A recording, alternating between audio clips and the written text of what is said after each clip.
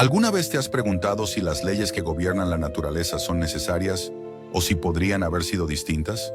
Esta cuestión filosófica desafía nuestra comprensión del mundo. Algunos sostienen que tales leyes son necesarias, es decir, no podrían ser de otra manera, pues definen la esencia misma de la realidad. Otros argumentan que son contingentes.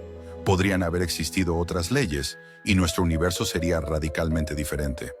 ¿Es la regularidad natural fruto de un orden inevitable o de una casualidad cósmica? Reflexiona. ¿Por qué el mundo es como es y no de otra forma?